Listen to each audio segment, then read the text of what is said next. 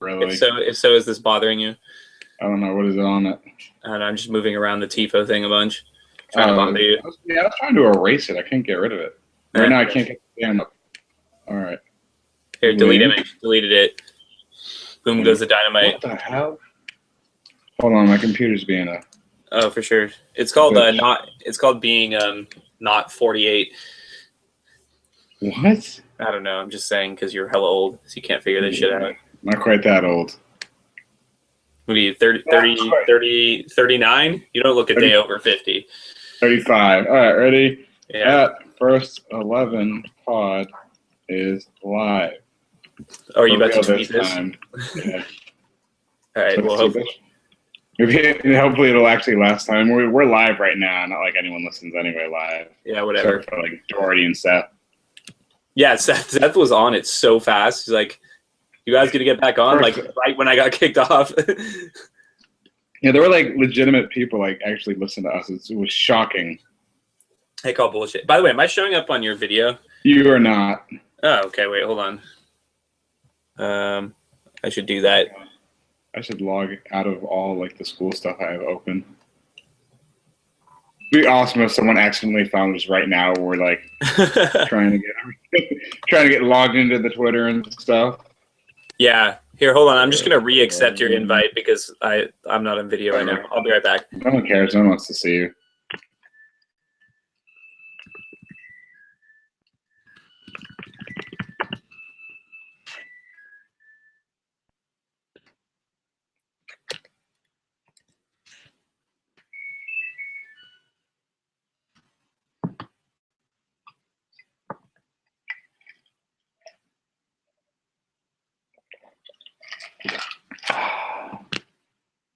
This is going to be an editing nightmare.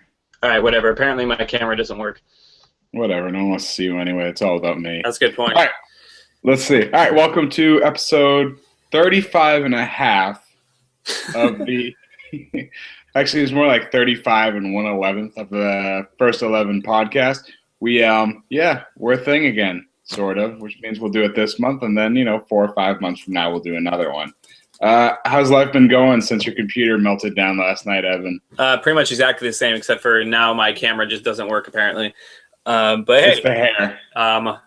It's the hair. You know what? Well, you don't know. I may have gotten a haircut between yesterday and today, but that's okay. We all know that who the real face of the All American Soccer Podcast Network is, and that is Hank Alexander. So it's weird that you're the only one we can see.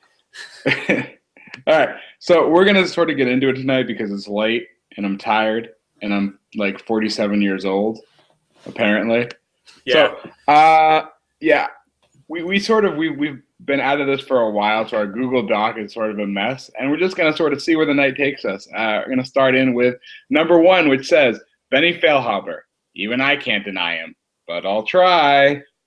So I haven't actually seen a single full Sporting Kansas City game this year. And I have heard that he's been playing well. I read Matt Doyle's column, Armchair Analyst, which, by the way, I think is sort of the closest thing MLS has to a Monday morning quarterback column.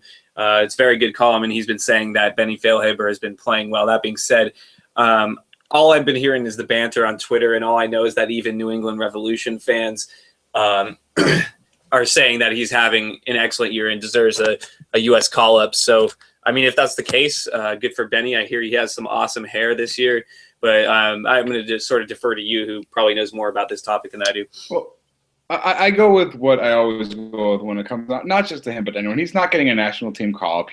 I think he's 30. Is he 30 now? Yeah, he's 30 now. What? 30 now. He's 30 years old now. No. You didn't know that? Do you think he was younger than that or older than that? I thought he was like 19. Are you? Shut up. All right. No, he's 30 years old, turned 30 in January. He's having a stellar season right now. If we awarded, an MVP for this early in the season, as a on the record Benny Basher, he's at the top of that list. 2 goals, 5 assists, 7 shots on goal, and just he's leading the Kansas City attack. Now, Kansas City is in the West, and New England Revolution fan over here, so I already have bias against him. But Sporting Kansas City is, as just about everyone else is, would be in the playoffs if they started today, 8 games into the season. But if he keeps playing like this, I don't think he's going to get a call up. I don't think he needs to get a call up. I don't think that's part of it. But he's having, I don't even want to call it a resurgence because he's been playing well for Kansas City over the course of his career there. But he deserves some attention. And it pains me to say this. So what's interesting, and this has nothing to do with for or against the argument, is that since Benny Feilhaber scored that goal against Mexico in 2007, he actually hasn't scored an international goal, despite him being a regular under Bob Bradley. He actually has only scored 2 national team goals, and they were both in the same month. I was at one of the games. He scored in a 4-1 victory against China, where he chipped the goalkeeper in a warm-up to the 2007 Gold Cup, which was interesting because that was also Ante Razov's last international appearance. And also the last soccer game I think ever played in Spartan Stadium in San Jose. But it's just always been like, he's having a great year, but he's always been that sort of player where you expect him to do more and are sort of disappointed when he doesn't. It's sort of like Lee Win before last year, I guess, where everyone thought that, you have the talent, you have the ability, you have the vision, the intelligence. Why aren't you really putting it together? But I mean, maybe if he is putting it together at age 30, then why not? I mean, obviously this guy's much better, but Andrea Pirlo didn't have an excellent career really until he was a lot older. And you could argue that he's still at the top of his game and he's so old. I mean, with modern science and nutrition and stuff like that, Benny Feilhaber could play another 6, 7, 8 years if he wanted to. So I'm just wondering, if it is worth it to call him up again. That being said, I mean, who knows what's going to happen because it's Jurgen Klinsmann and no one ever knows what he's going to do. Did you just put Benny Feilhaber in the same breath as Pirlo? No, Benny Feilhaber is obviously much better. Well, no, sorry, before you move on, maybe a more comparable person to him is actually Sacha Kljestan. Yeah. This is a guy who, club level in MLS was always good. And even even in Europe, he was very good, but he never quite broke onto the national team. At least Feilhaber went to a World Cup. I don't believe Kljestan's ever gone to a World Cup, has he? No, and here are a couple of things about Kljestan. First of all, I watched the New York Red Bulls LA Galaxy game yesterday, and Sacha Kljestan was excellent, as well as another guy who hasn't gotten called up for whatever reason, Dax McCarty. Both excellent players. I feel like there are so many midfield options that actually are probably better than maybe Mix Diskerud. I mean, I know we like Mix Diskerud. He scores a lot of goals, but, what about Dax? What about Benny? What about Sacha Kljestan? These are all guys who are playing at the same, similar, or possibly better level. And as far as Sacha Kljestan, he sort of broke out in 2008. He had that hat trick against Sweden, and then he started the next USA game against Mexico with Michael Bradley. That was the Michael Bradley 2-goal game. And at that point, it seemed like a starting central midfield tandem that was going to be around for a while. They played so well together, and then Bradley turned into a superstar, and Kljestan sort of fell off the map for internationally and sort of focused on a club career, which, by the way, I mean, he played, he's been I think he's probably made the most Champions League appearances out of any U.S. player in the last 10 years or so. I mean, it may be Beasley, it may be Jermaine Jones, but Kljestan's been there more than none, probably played in more big European games than most of the United States roster, which is weird because Jurgen Klinsmann seems to value European play so highly, yet he didn't call up a guy like Sacha Kljestan on a regular basis. Yeah, and that's always been, I know that's something that's bothered a lot of people recently. I remember, God, I don't even remember who tweeted it out about the fact that he was the only American that played Champions League last year and nowhere to be seen on the roster. You mentioned Mix Diskerud, and I think that's also another good comparison. As we look at them, I think the reason why you're going to see Mix Diskerud and you're not going to see Benny Feilhaber is, A, Klinsmann obviously likes Diskerud, and B, Diskerud is, I think, I'm trying to find an age. Yeah, 6 years younger than Benny Feilhaber. I guess technically 5 years younger than him because he's going to turn 25 this year. Sure, but he's not. But Mix was playing in the Norwegian League, which is probably worse than MLS. I mean, if we're all being honest, I mean, what did he do? It's not like he was scoring goals in the Norwegian League. I mean, yeah, he's shown well whenever he's gotten called up for the U.S. national team. It's just that it's not like he's playing at a better level than anyone else. Anyway, we need to move on. And speaking of the U.S. national team, obviously the last game against Mexico, another 2-0 victory where Jordan Morris of Stanford got the first goal, and Juan Agudelo of some other semi-professional team got the second. I don't know what this means or what this says, but number 2 on the first 11 just says Juan Agudelo or Jordan Morris. The way when I wrote this, the idea behind this, I think, had more along the lines to do with who should we be more excited about? Should we be more excited about the 20-year-old kid out of college who scored, a garbage goal, or should we be excited about the, I think 21 maybe now, the 21-year-old with a couple of caps who scored, it is a little better than a garbage goal, who scored a pretty good goal against Mexico as well. If I'm picking between the two of them, I think it's pretty obvious that I'm going to go with Juan Agudelo. I think he's a better player. I think he's a player who should have been getting called in beforehand. I understand getting behind the whole Jordan Morris thing, but I don't understand getting behind the college thing. If he's not playing professional soccer, it goes back to what you said on at least 34 of these 35 and a half podcasts, which is you don't call in second division players, so you certainly shouldn't call in college, which is essentially the 5th division of American soccer. Juan Agudelo has been playing well, not great, but he's been playing well for New England. And even when, he was over with Utrecht, he played well there. So I get wanting to be excited. It's always about the new flavor of the month. But if I had to choose between getting excited about Jordan Morris and getting excited about a possible reemergence of Juan Agudelo with the national team, I'm going with Agudelo because he is not quite at that Freddie Adu or even, dare I say, Eddie Johnson level with the national team. Honestly, I don't really care about which player over which other player. Full disclaimer: I did not watch the USA Mexico game, and I did not watch the USA Switzerland game, and those are the first 2 games I missed in over 10 years of the U.S. national team. And and it was just like, for me, I didn't even watch the highlights. I just didn't really care for some reason. And I mean, a lot of the things that I am more busy as a person and growing up as an adult. Some would argue that I'm not, but that's fair. But it just, I keep hearing these sound bites from Jurgen Klinsmann, and it's just like, dude, like, what is your deal? Like, he contradicts himself every minute of every day of every single conversation. And it's really odd. And so I don't really care about a Juan Agudelo or Jordan Morris or either of those guys. But one thing I will say is I think it's really admirable for Jordan Morris to stay in college. A lot of people want to argue, and a lot of people want to tell him, he's got this talent. He has to go he has to go pro. He has to go sign with the Sounders. He has to go sign in Europe. But this is a guy who, from all accounts, just loves his life the way it is right now at Stanford. And once you leave, you don't get an opportunity to go back, right? And I really respect players such as Landon Donovan, who could clearly still be playing soccer but chose to retire instead, who realize that there's more to life than just soccer, right?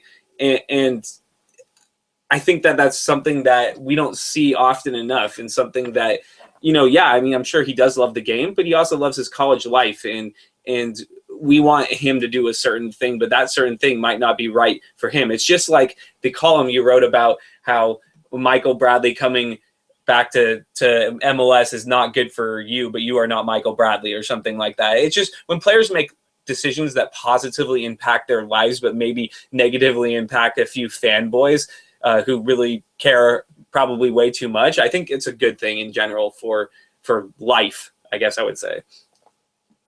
Yeah, I think that makes sense. And your idea about doing what's right for you, that's always, as you said, alluded back to my original thing. But I don't think that we should really be getting excited about him. I do have a question for you. You Sure. know more about this than me, since you know more about not green cards, what the hell is it? Work visas in England and what have you. What do you think of, and this is something that I was discussing with someone in Pensacola, one of the guys at the AO meeting, about the only reason Jordan Morris is getting call-ups is so that he can reach that threshold of international friendlies, so that it'll be easier to get him the permit when he does eventually try to go to England or wherever it happens to be. So, and I believe that they're changing the work permit rules. If it wasn't at the start of this year, it's going to be at the start of next year in the UK to actually make it harder because, and I think this is a decision made by the FA because of the fact that the English national team has so-called underachieved for the last 50 years now. Although that theory was debunked in the book Soccernomics, which showed that it achieves about as well as one would expect a country of that size and that population to achieve. I don't think that's the issue because in order to get a work permit, from my understanding in the UK, is that you have to play 75% of the national team's competitive games in the last 2 years, right? And so friendlies don't really matter. I don't think that the reason why he's getting call-ups is because they want him to get a work permit overseas, because literally that would assume that he wants to go play in the United Kingdom, which, there are 45 other countries in Europe where he could play, so where the work permit restrictions are easier. But are there really 45 other countries? There's really only 3 countries. Well, if you move to, obviously I'm assuming you're saying Italy and Germany and Spain, but, if he went to France, that wouldn't be a bad move. If he went to the Netherlands, that wouldn't be a bad move. If he went to Belgium, that wouldn't be a bad move. Hell, even though the country is, literally in a war right now, if he went to the Ukrainian league, that wouldn't be a bad move. I mean, he'd be getting good games in high-level competition. There are so many other countries that he could go to where he'd probably actually get more playing time and better development than he would in England. I mean, how many U.S. players have we seen go over to England and not get playing time and come back? And, there have been questions about it. I mean, at the start of this year, it was like, well, can Breck Shea even play anymore, right? And he's obviously turned out to be better than that. But, I mean, it's just – I don't understand our culture's fascination with English soccer in the first place, and how our culture puts English soccer above every other soccer on a pedestal, some sort of weird pedestal where apparently it's the best league in the world and by far the best destination. I don't understand that in general, so I really don't understand this argument of he's only getting playing time to try and qualify for a work permit. Yeah, we'll see. All right, so moving away from that, there was an article, and I can't find it now, so that's kind of good. Maybe that means that they've retracted it since, by our good buddies over at Deadspin, who are the kings of trolling MLS fanboys and non-fanboys and MLS watching people, whatever. Anyway, Deadspin had this article talking about the first 8 weeks of MLS being boring, and that was due to the fact of how much parity there was in the league. So number 3 says, the parity of MLS, based on Deadspin, and they are correct, has made this MLS season boring. I don't understand that argument in the slightest, because if there wasn't parity, then there would be 5-0 games. There'd be 4-0, 3-0 games. Are those games interesting, or are games that are close and are decided in the last couple of minutes interesting? That's really all I have to say about that. I mean, you can argue that, yeah, there's a lot of parity in MLS, which makes the games close. I mean, like, in what way is that boring? It's just there haven't been a lot of goal scoring this year. And if you read again Matt Doyle's column every Monday, that's just something that tends to happen. It's a trend that happens at the start of every season as teams are trying to figure out and get used to each other. And again, this last weekend proved, I mean, there were tons of goals this last weekend. Last weekend was incredibly exciting, despite the fact that the national TV games, all 3 of them on Sunday, had only 5 goals. There was the 4-4 tie in Houston, Sporting Kansas City. I think that Columbus beat Philadelphia 4-1 or something like that. There were goals on goals on goals on goals. And, it's just what, Doyle has described as regressing towards the mean. We're going to see more goals this MLS season, and we're going to have more exciting games, and it's going to be more interesting from here on out. That being said, you can't even say that the season has been boring because of parity, because, yeah, the season hasn't been the best, but we don't know the reason why the season hasn't been the best, other than, you could say parity, but that's just as right or wrong as, saying that there's a trend at the start of every season where MLS teams don't score a lot of goals. I mean, there's absolutely no statistical correlation between parity and being boring. Yeah, I'm sorry. I'm looking through. I'm at Deadspin, and maybe it wasn't Deadspin, but the fact that I said Deadspin makes me search Deadspin for MLS things, and pretty much every article that you look at on Deadspin that's MLS based is about how terrible MLS is. Yeah, well, MLS expands to Atlanta because the quality of play was just too high. Thinking about watching MLS allow us to convince you otherwise. MLS is as popular with kids as MLB is bullshit. A lot. So it's that these are like legitimate headlines from look, Deadspin, and look, I understand this, and MLS deserves a ton of criticism for a lot of different things, mainly lack of transparency. The fact that Garber comes out and says not enough media is covering the league when I email multiple PR people and can't even get on media distribution lists. I'm literally trying to cover the league, and you can criticize MLS for a number of things, but you can't criticize it for, or at least in my opinion, not legitimately, is actually being incredibly successful despite, first of all, the perceived lack of interest of soccer in this country in the last 20 years, and also the fact that it's only 20 years old. And this last weekend in Liga MX drew about 25,000 fans per game, and that's with the most important and famous game in the league happening. That's America versus Guadalajara. 25,000 fans per game. MLS this last weekend drew about 23,000 fans per game. The money is not there yet in MLS, but it's going to be there because they're investing in youth, and and the fans are coming. And it's just, you could criticize MLS for a lot of things, but I think if you said, hey, look, 20 years ago, if you said, if someone went to the future from 20 years ago to today and was asked to rate the league's success on a 1 to 100 scale, I think MLS would be in the 80s or 90s from that person's assessment. If you think back to 1996, the people wouldn't have even been able to fathom that all the things, the soccer-specific stadiums, the rivalries, the new teams, that was all possible 20 years ago. So you could criticize MLS for a lot of things, but I think criticizing MLS for being shit is incredibly narrow-sighted and isn't really looking at the bigger picture. There's always been this interesting argument, or not even argument, but thought that goes around, which is without the power teams, without the big teams, then MLS is always going to be boring. Until there is someone who goes out and they're going to win every weekend, that's going to be boring. That's not going to be fun. It's too much parity, blah, blah, blah, blah.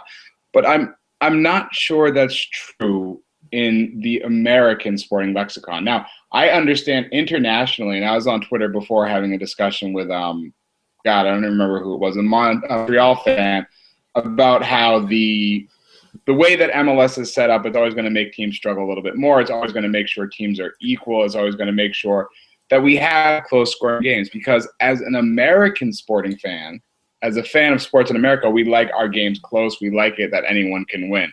I just think that when you watch so much soccer from all over the world, and you have your Barcelonas, you have your Real Madrids, you have your Atleticos, you have your, whoever else, you have your Ajax in the 70s, you have, Manchester United when they're good, just demolishing teams. And we don't really have that often in MLS. Every once in a while, we have a Seattle Sounders just destroying the New England Revolution. Then a couple of weeks later, the New England Revolution, destroy Real Salt Lake. So I understand the complaint. I just don't think it's a good one. Well, but you can say that even, and if you look at MLS, DC United won 3 of the first 4 titles. LA Galaxy have won 3 of the last 4 titles. I mean, I don't know if that's even a legitimate argument. You'd have to look at the statistics. People say a lot of things without actual facts behind them, and that is something that people in general should change. But we need to move on. One of the things that this topic was written yesterday before the game that they played. In which they won 2-0 against Orlando City. We wanted to talk about the struggles of Toronto. Toronto came out on week 1 and won 3-1 at Vancouver. Josie Altidore scored 2 goals. Since then, I believe lost 4 straight, and then finally rebounded yesterday. So they have, I think, 6 points from 6 games. 1 point per game. And again, they played all of these games on the road, and I don't believe they have another road game before they'll play again at renovated BMO Field. Number 4 on the first 11 says Toronto still cursed. No. Nope, don't buy it. Giovinco looks good. Michael Bradley looks okay. Josie Altidore looks slightly better than expected. There's 90% of all teams in MLS make the playoffs this year. I think they're going to be okay. I still don't watch a lot of them just because, well, the joy of watching them before was seeing the flaming train wreck, and right now they're mediocre. And I think what it's going to come down to in the end is whether they pick up anyone who can play defense, because it always comes down to the same thing with them over the last few years, which is we're going to sign these big name designated players, but they have not figured out how to fill out the rest of that team as of today. So until they do that, I don't think they're cursed. I don't think they're let's go with this way. Cursed, no. Are they living up to expectations? Also no. I think they're going to figure it out. I don't know if you remember, but the season that Kansas City opened their soccer-specific stadium, I believe they started 9 games on the road, and they rebounded to, I think they made the Eastern Conference Final that year. I think that's what we can see from Toronto FC. I mean, you forget, if they get, one more point, seven points from, let's say, hypothetically, they get a draw in their next game, right? That'd be 7 points from 7 games, right? And when you're on the road, you want to average at least a point per game. Right, so that's not even that bad.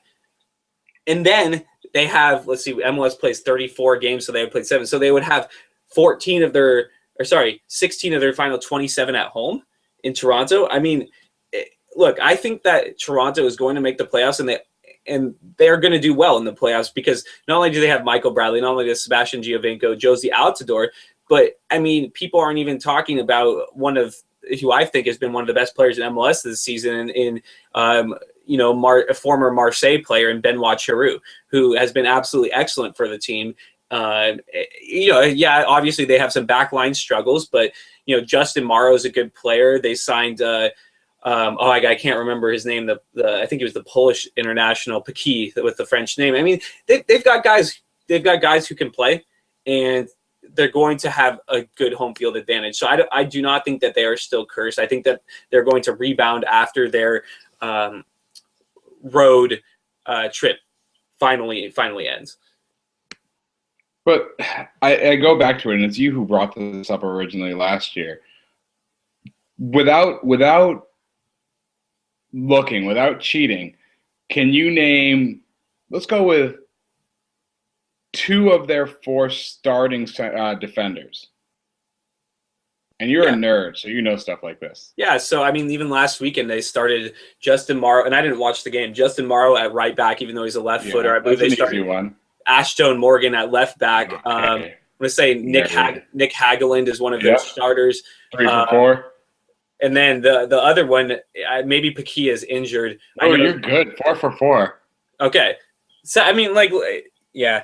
And I haven't actually watched a TFC game since they lost to Chicago 3-2. But that being said, Chicago's better than people thought they would be, and Harry Shipp's a hell of a player. So there's that. All right. So we are going to move on to our next one. We actually have a live listener. What? No, shut up. I know, right? We're going to just go with one of the key members of the Northern Guard. We'll just call him the Duke. I wish I knew his Twitter handle off the top of my head, but I don't. And I've been fascinated recently by, recently meaning like since we started doing this podcast, by the success of Detroit City. Now, Detroit City Football Club recently had an article written about them in Howler Magazine. Very good article, actually, where they interviewed some of the players. They went through the birth of the team, the growth of the team, the surprising aspect that this went from just something some guys decided to do into, all respected Chattanooga and Des Moines, the absolute best lower division experience in American soccer. And I say that without even thinking twice about some of these NASL and USL teams. And of course, I'm saying this only based on, YouTube clips, which, whatever. Someday I'll make it out to Detroit, but, it is Detroit. Sorry, Duke. Recently, there's been an article, or not even an article, but there's been rumors swirling on Twitter, which, that's what Twitter's for, about Detroit City possibly moving or making a move or attempting to find financing to move to the North American Soccer League. Number 5 on our first 11 says Detroit City to the North American Soccer League, and I'm going to add words that aren't here, could possibly be the greatest promotion in the history of American soccer. First of all, you are talking about the Duke, who's at the Duke NGS. Great follow. There it is. If you're not follow, if you're into trolling, and I am, then then he's a great follow. Look, Detroit City, I think would be a good addition for NASL. I think they'd be a good addition for MLS. I mean, there's not pro. I mean, they're in NPSL right now, which is not professional soccer. Professional soccer to USL. I mean, Detroit would be a great market for USL. They'd be a great market for NASL. They'd be a great market for MLS. And I would love to talk to anyone else who thinks differently based on the support that they're getting from an NASL side. The only question is the ownership and the finances. Yeah, and that's what it comes down to. From what, just talking, I have a lot of, I follow, and I'm followed by a lot of Northern Guard guys and a couple of the, Duke, not Northern Guard, Motor City supporter guys. I know that I've been told that the ownership of Detroit City has gone over to Indiana to talk Peter Wilton, the ownership at Indy 11. I've heard that there's constant talk back and forth with Bill Peterson. Now, here's the thing. They're not going to MLS. There's no way they're going to find the financing to go to MLS. I don't think that they would work as an MLS team, to be quite honest with you. And I don't think they'd want to be a USL team, honestly. And it's sort of how do you put this? The hipster mentality, it's sort of how Howler put it, the outsider mentality. I think NASL would be the best fit for this team. And this is a team that was founded in, and I apologize, I'm sure I'll be corrected if I'm wrong, I believe they were founded in 2010, maybe actually 2011. Them moving this far from a 4th division amateur side that no one even heard about up to NASL would be a huge promotion in American soccer. I can't picture them going to MLS. I absolutely can't. Just financially, culture-wise, I don't think it's going to happen. I don't see USL either because I think they have more of a bite to them. I think there's something more there, and I think Detroit City to NASL just makes too much sense to not eventually happen.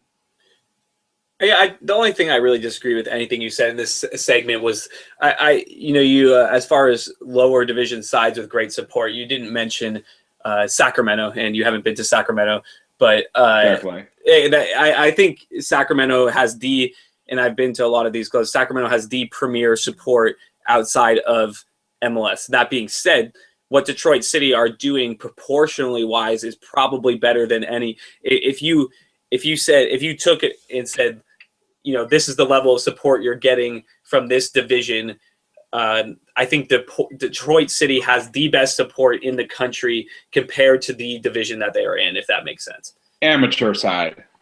Sure. Best supported amateur side. Yeah. And I'm sure we're all excited to see what they do in the Open Cup on the 13th against Michigan Bucks, whom I hear that Detroit City fans really like. Yeah, I've heard they're friends. I heard they get along well. Yeah, I hear they're all about growing the game in Detroit. That's what I heard too. Speaking of growing the game, I just got 5 tweets that said "fuck you." Really? There's not a delay. All right. So, look, we're talking about NASL, and it would, for the perfect topic for the first 11 in NA should probably be the NASL team, Jacksonville Armada, who have done, I don't know about on the field, but off the field very well so far in their short existence. Number 6 on the first 11 says, pretty much every Florida team in the top 3 tiers of American soccer would be better suited for MLS than Miami. Basically, Abram just wants to talk about Tampa Bay and Jacksonville. Yeah, I've been over the moon about what's going on in Tampa Bay right now. I don't know how much have you been following what's happening in Tampa Bay? I'm going to bet probably not at all. So, really quickly, not a lot, although I know someone who went to cover a game there and said that the experience covering the game was not really up to par, in that the people didn't really treat him well, and the Tampa Bay staff didn't really treat him well, and they didn't really treat themselves like a major league team. But go ahead. That's that. I'd love to know when we get off the air who you're talking to. And I Sure. obviously, I have not gone to a game, but based on what I've seen as far as the money that, and I apologize if I get the owner's name wrong, the money that Bill Edwards is pumping into that team right now, as far as renovating Al Lang, as far as they sold out their first home game, I believe it's their first home game. They're talking about filling in the rest of Al Lang and closing it as Portland did with their field. So the thing, which is, I'm not sure if it's really funny, cool, or whatever, but Bill Edwards bought a bar, which is now the Rowdy's Den in downtown St. Pete's. I believe it's in St. Pete's and not Tampa. But I know they're moving as far as that goes. Jacksonville, what do they have, 16,000 at their home opener? And they've been averaging, I believe, over 6,000 for at the last home game. They had over 6,000 as well, or very close there too. Even Fort Lauderdale sold out their first 2 games. I didn't know Fort Lauderdale could sell out games. Say what you want about Orlando and the fact that maybe Florida only needs one team. And I'm not sure that they need to be in MLS. I would love to see Jacksonville stay in NASL and do for Jacksonville what Sacramento is doing for Sacramento. Wow, that was not very well worded. But, I'm not exactly a very well worded person. But I'd like to see them stay where they are. It's this argument that we've gotten there, or not even argument, but sort of decision we've gotten into over the course of the show, which is sometimes where you are is where you should be. Miami to MLS, let's, can we kill that, please? Can we just get rid of that whole idea? Florida doesn't need it. Miami doesn't need it. Tampa Bay, Jacksonville, Fort Lauderdale, for Christ's sake, because we're all better suited to support soccer than is Miami. I just have one thing to say about that really quickly, and this is what I told to USL Radio. Which, by the way, if you follow me for USL news and you don't follow USL Radio, that's something that you need to be doing. Excellent podcasts with Dwayne Rollins and Kevin Laramie. It's probably the most comprehensive podcast covering the USL, so definitely give them a follow. Look, is Miami good for MLS? I don't know. But the ideal Miami situation is so much better than the ideal situation for probably any other market that MLS could get into right now. And what I mean by that is the Miami has the most potential to be a good market out of any other market in MLS right now. They have, the demographics. They have a ton of major companies in downtown Miami. They have the destination. The people want to go to Miami. International superstars will want to play there, and they have David Beckham. The ideal Miami situation is so much higher than any other MLS expansion team could possibly be, including Sacramento. The question is, will they get an ideal situation? Will it be perfect? Right. And that's the question we don't know the answer to. And so I think it's really strong for the state of Florida and for Southern soccer to see teams like Fort Lauderdale, Tampa Bay, Jacksonville succeed. And I think it's great. And I can't wait until some of the Open Cup matchups later this year hopefully we'll get an Orlando City against a Tampa Bay, against a Jacksonville, against a Fort Lauderdale. I want to see one of those matchups happen. But as far as Miami to MLS, I think it would be great if it works well. If not, then I think it should be scrapped. See, to me, the whole idea, and this it all really boils down to me to Tampa Bay. And I just want to end the podcast and talk to you about what happened in Tampa Bay, because the idea I see this, and I always think bigger than things actually are in my head. I see Tampa Bay and Orlando being the closest thing that America has outside of Portland, Seattle, Vancouver. I think that animosity is already there. I think that the rivalry, as short as it was, only 2 or 3 years worth of built-in rivalry, is already huge. And I think MLS would kill for that. And if Bill Edwards can do for Tampa Bay what it doesn't sound like, based on what you're saying, is happening, then I think Tampa Bay sort of jumps to the front of that line. Although right now I'm curious as to where Jacksonville stands on, MLS team 24, 25, 26, 39, 52, 107, whatever it ends up going to. I have no idea. Just every time I hear about Tampa Bay, and obviously they actually play in St. Petersburg across the bay. I think of the novel Live and Let Die by Ian Fleming, which is incredibly racist, first of all. And second of all it does is make fun. James Bond goes to St. Petersburg, and all Ian Fleming, he spends like an entire chapter making fun of how it's just a bunch of old people walking around in retirement. And that's all I can ever think of when I hear about the Tampa Bay Rowdies. So I apologize. And I've never been there. So there's that. All right. Well, I'm going down there this summer at least once to see a game. Sick. And then not as a press. I'm going to go hang out with Ralph's mom. All right. So speaking of, Brian missed us. All right. Speaking of, well, actually, you know what? There's actually really no proper segue. So let's just jump into this. Montreal drew with America at the Azteca. So they're basically like every other team based out of America or Canada right now, drawing at Azteca. And now they have the opportunity to win the CONCACAF Champions League in front of, I believe the last number I saw was 61,000 people in Montreal to watch that game tomorrow. Wait, no, not tomorrow. Today's only Monday. On Wednesday. No, still, regardless of all this, and I'll get into why in a second, number 7 says Montreal cannot win the CONCACAF Champions League. I don't know if they can't. I don't think they will. We all know that Montreal is going to be up 2-1 in the 90th minute, and Club America is going to score a goal, and Montreal is going to lose on away goals. That's what's going to happen. It's going to be something stupid like that, but that's CONCACAF and that's MLS. I don't know if they can't win, but it doesn't seem. I don't know. For whatever reason, it doesn't seem likely. They were very good in that first leg, especially when in probably the hardest place to play in pro sports is probably Club America Stadium, Estadio Azteca in Mexico City. And Montreal were very good. The goalkeeper Evan Bush was able to ignore the giant laser pointer that was on his face the entire game, and the altitude and the crowd. But I mean, who knows? Montreal can come and sit and defend and try and attack on their dangerous counterattack with Ignacio Piatti. I don't know. Regardless of what happens, it's going to be interesting, and I think it's very good for MLS to have a team in the final. All right, first off, can we get rid of that junk? I mean, for Christ's sake, they're not really – all right, they are an MLS team.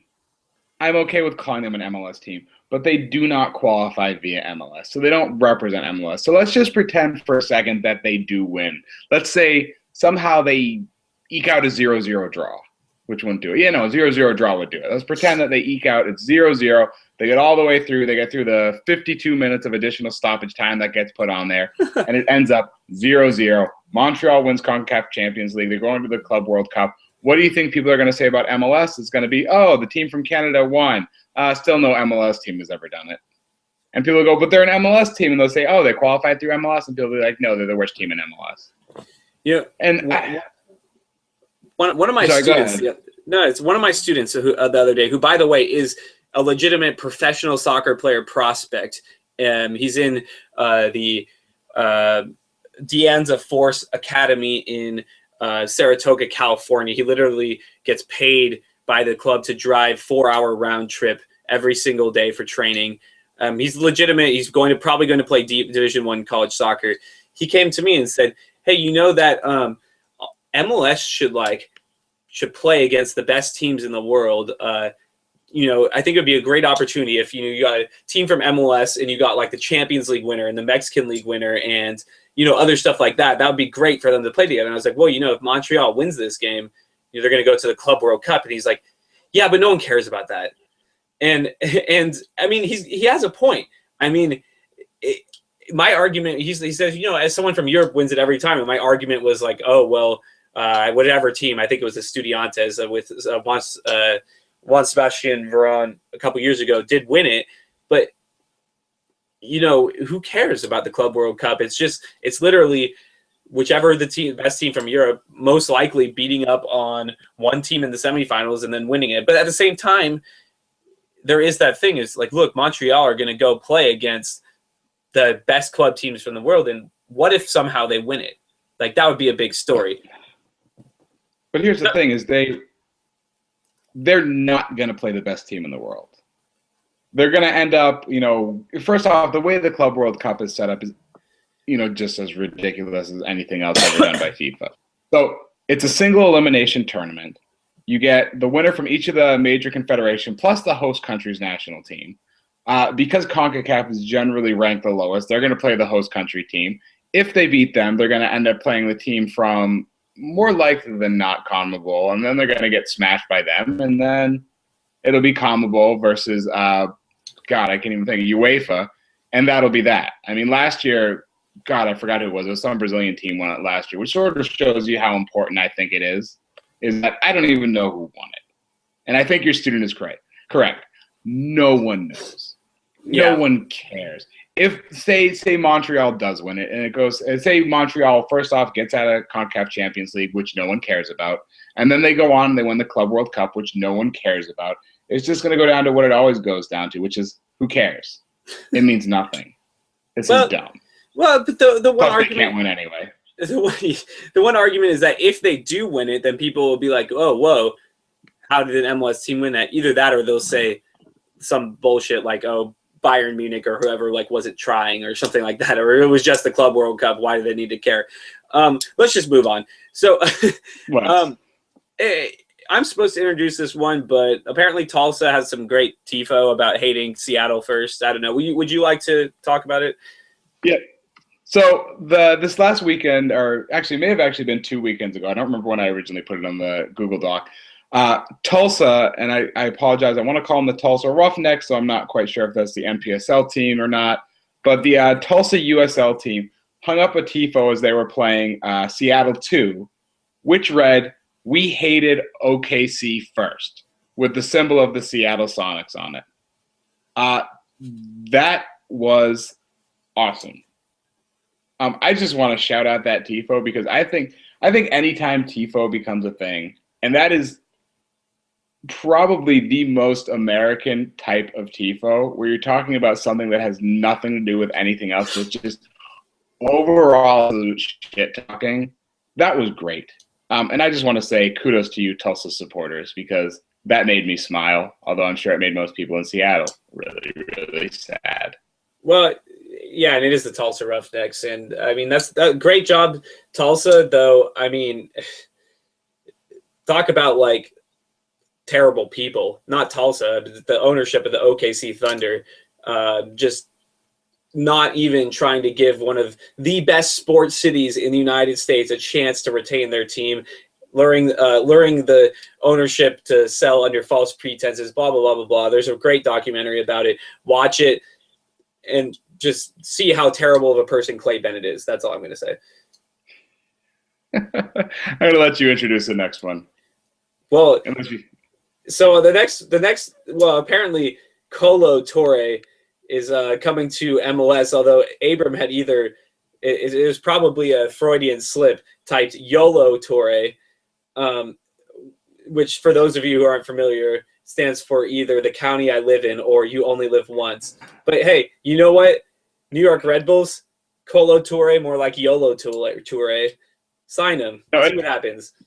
It is YOLO Touré. You only live once. He's going to come and make some money. I'm not sure what kind of sign this is for the Red Bulls. If I'm a Red Bull supporter, I'm saying, yay.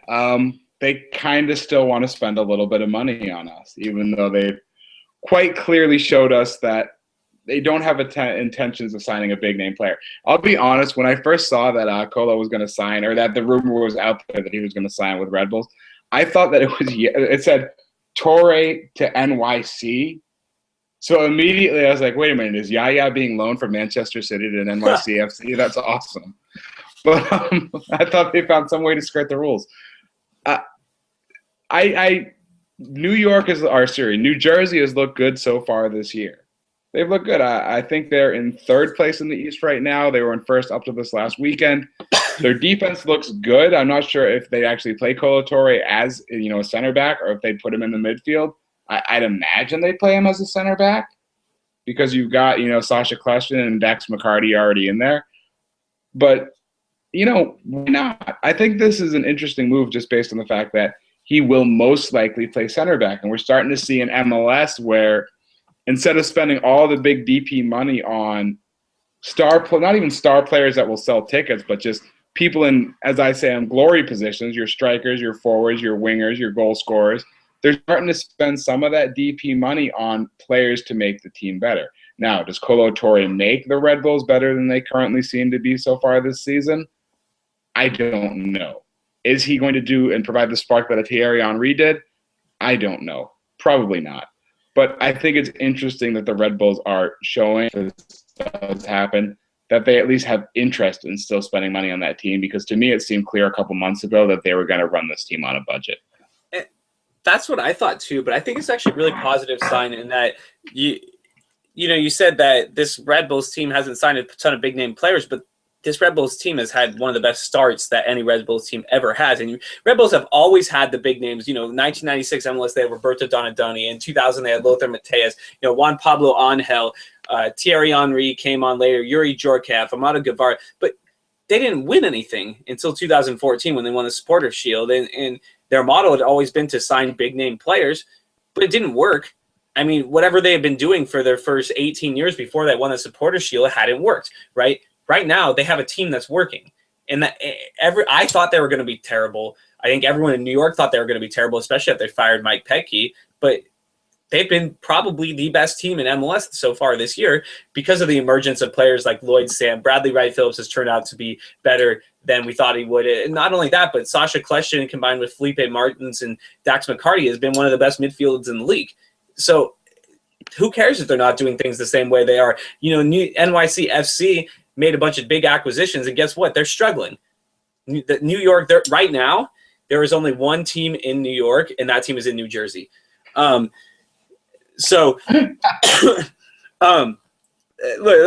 move on. I only got a couple minutes left.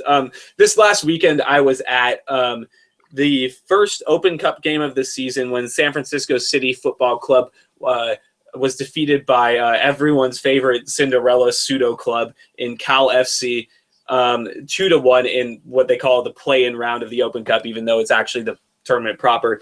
Look, San Francisco City Football Club, they drew 1,519 fans to that game. Usually in their regular games, they average between 500 and 1,000, which is insane because they're in a league called the NorCal Adult Premier Soccer League. They are a club team that is technically playing in a lower division than NPSL. And yes, Abram, they are not an NPSL. And they are made up of mostly former Division I starters, except for there's one guy on the team, actually the team captain, who literally only played intramural soccer in college. And he's pretty good.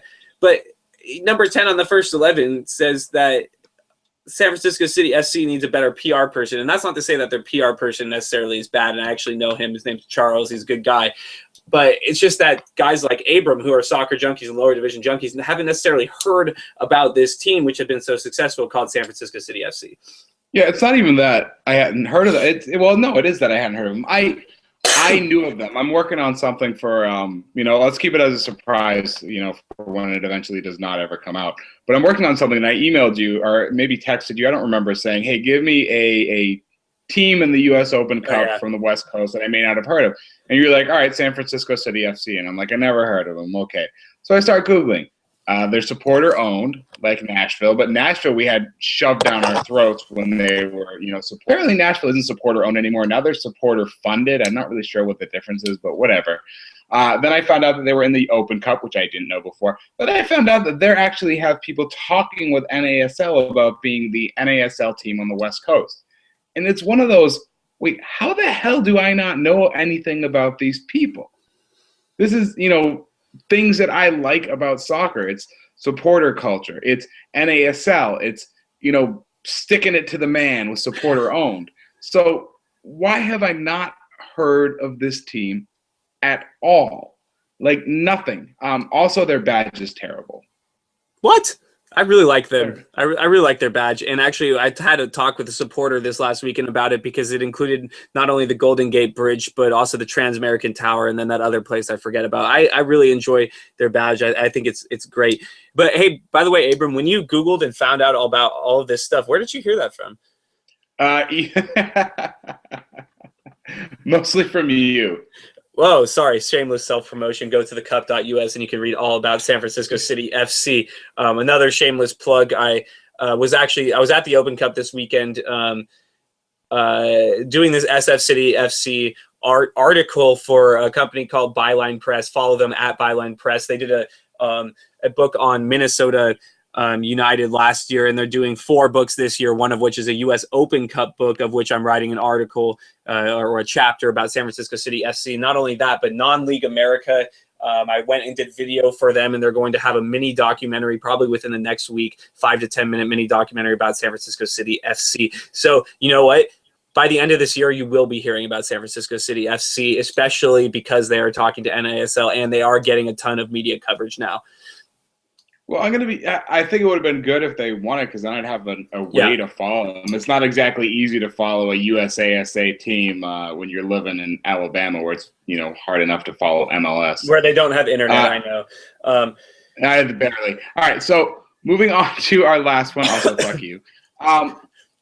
Recently speaking, it sort of exploded this year. MLS had that agreement with USL, and now it seems like, I believe 6 the number, 6 reserve MLS teams are plus playing 2. Really? Yeah, There's 8 of them. Holy cow. And that's talking about legitimate, Real Monarchs, Timbers 2, Seattle 2, New York Red Bulls 2, Los Angeles 2, et cetera, et cetera, et cetera. We're not talking about the independent clubs. We're not talking about, the Rochester Rhinos being affiliated with the New England Revolution or the Richmond Kickers with DC.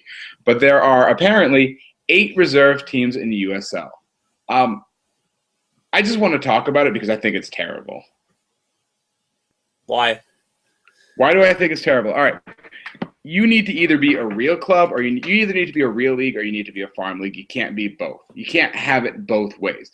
The thing you tweeted out, I believe, yesterday about MLS not really looking at USL as a professional league makes me sick. And I honestly feel that all these USL teams, these Oklahoma City Energies, these Sacramento Republics, the Rochester Rhinos, Richmond Kickers, Wilmington Hammerheads, et cetera, they need to get out of USL. If USL is headed down the path where they're just going to be an MLS reserve league, then be a USL reserve league. Just own it. Be that. But when you're Vancouver and you're sending down, I believe it was 11 players to Vancouver 2 to play Seattle, that's a joke. New York Red Bulls did the same thing. They sent down 11 players when they played, I want to say it wasn't the Richmond Kickers. I don't remember who it was, but they sent down 11 players to play for that team. That's not a loan. They called it a short-term one-game loan. That is ridiculous. That messes with the quality of the league. That messes with the quality of the game. It's everything that's, awful about this whole entire agreement. Just, even just sending down one player. I understand sending Will Johnson to Portland 2 because he's rehabbing. That's fine. But sending 11 players, they need to put some sort of limitation on it, or they need to have MLS do their reserve thing and USL will do their own thing. Because I hate this right now. I hate it so much. I really like it. And actually, you mentioned all the clubs you mentioned are first-year 2 teams, most of which the New York Red Bulls 2 wasn't announced till really late. They didn't have a ton of time to put in the infrastructure. It takes time to put in the infrastructure to make a reserve team. I don't think there's a legitimate argument to say that because one team, a couple teams did this a couple times, mean that it's going to happen a lot in the future. These clubs are still getting on their feet. They need to find players. They need to find players who they can develop, and I think that's going to happen. You see 2, 3, 4 years down the road, it's probably going to look more like the German 3rd division where Borussia Dortmund 2 and Bayern Munich 2 play, or maybe the 4th division. I can't remember which one. And I don't think that's a huge deal. And I don't think that, teams can use it whatever way they want. All I know is that LA Galaxy 2 last year were not only one of the most successful teams in the USL. They finished, I believe, 3rd, and they made the semifinals in the playoffs. Not only that, but they got playing time to a guy who scored his first professional goals, in quotes. He scored 6 goals last year in USL, which is a professional league. Bradford Jamieson the fourth. Gotten, like you mentioned, you've gotten rehab stints to both AJ De La Garza and Robbie Rogers, but they've also given playing time to guys who may make it to the first team one day, like Jack McBean, like Raul Mendiola, tons of guys. LA Galaxy 2 was a huge success last year, and it spawned 7 new MLS 2 teams in USL. I don't think this is a bad thing. I just, I would hope it stays at the same ratio. Right now, there are 16 standalone teams in USL and 8 MLS 2 teams, and I think that's about the right ratio. The best ratio is no MLS 2 teams. That is the ideal best ratio, is not to have any. I hate it. I hate it so much. And I understand there are good things that are coming out of it. I do agree with what you're saying as far as, getting a guy a rehab stint. Okay, but can't you just loan him off to an NASL or an actual USL team? I think LA did it differently than New York or Vancouver are doing it. I'm not sure enough about Real, whatever the hell they're calling themselves. What do they call themselves? Real Monarchs, which is hysterical because that means King Monarchs. Whatever. I don't like it. I don't like the way it's working out. I don't like that MLS is making USL into a, if not literal joke, definitely a figurative joke of a league. And the fact that USL wants to be D2 and they're probably going to end up getting it, I hate it. Last thing before I go, I think that the MLS 2 teams do serve a purpose, because when you have a club, and I'm going to mention Sac Republic again, but you have a club like Sac Republic who is allegedly an affiliate with San Jose Earthquakes, right? And San Jose Earthquakes have players who they want, I think, to loan to Sac Republic, but Sac Republic has no interest in any of those players because they, contend that the players that San Jose wants to loan are not as good as their starters.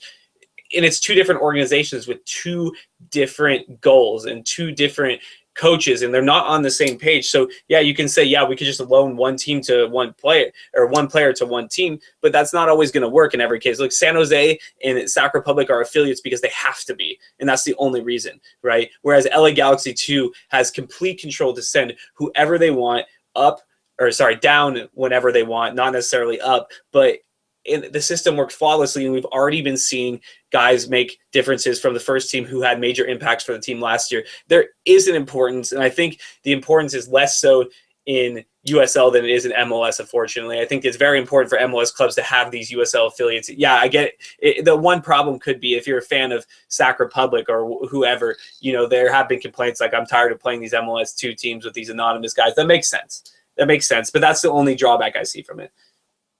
Well, let's just 2 things real quickly, because I know you got to head out, and I know we're running short on time anyway. You said there's not maybe much drawback. If you want to do it like that with all the 2s, make it a separate league, go back to having your reserve league. There's no reason not to. The other thing is, I look back to, I want to say 2 years ago, maybe it was 3 years ago, Dom Dwyer played for Orlando City, was lights out, went back to Sporting Kansas City, and they brought him back for the championship game. That is awful. That is awful. I coach middle school soccer, and if I had to prepare, I prepared an entire week, and then at the last minute found out, this kid from the high school is coming down to play, and he's really good. And then I had to replan, I would be furious. I can't even imagine that. And then when you look at, you talk about how it's so good for MLS and not good for USL, that's where the problem lies. Put a limit on the amount of people you can loan. If you want your own USL 2 team or MLS 2 team, then go ahead and start your own MLS 2 league, because the way it's running now is ridiculous. It's absolutely ridiculous. Fair enough. Yeah. All right. On that, I think we are. Evan looks, invisible right now because he's already halfway out the door. Yeah. I'm tired because I have a wife and kids now.